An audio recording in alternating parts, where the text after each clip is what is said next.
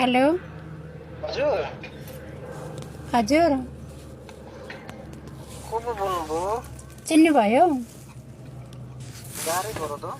अबि गेस गर्नु त खै यो स्वर सुन्दा त खै खासै चिने जस्तो लागेन त हौ। अब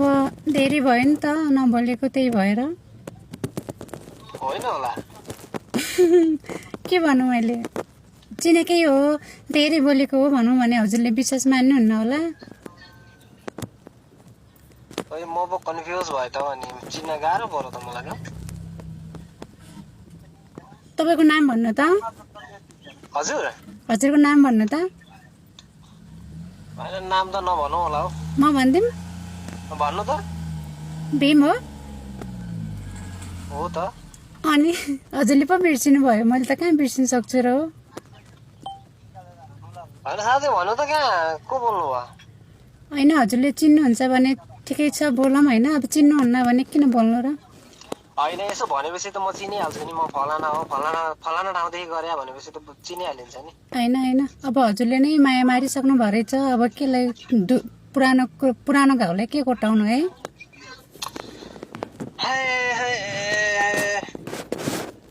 होइन भन्दा त हुन्छ नि फलाना ठाउँदेखि भनेर मैले त आफ्नो सोचेर अब पहिला बोल्थेँ होइन त्यही भएर अब पहिलाको माया होइन त्यही भएर नजिक हुनु अब के गर्दै हुनुहुन्छ कता हुनुहुन्छ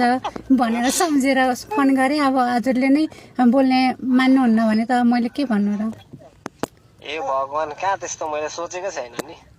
ए त्यसो भए अझै पनि मलाई बिर्सिन सक्नु भएको छैन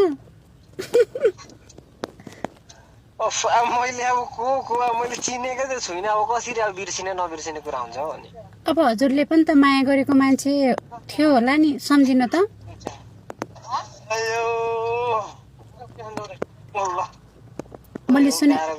मैले सुनेको थिएँ हजुरले त बिहे गर्नुभयो अरे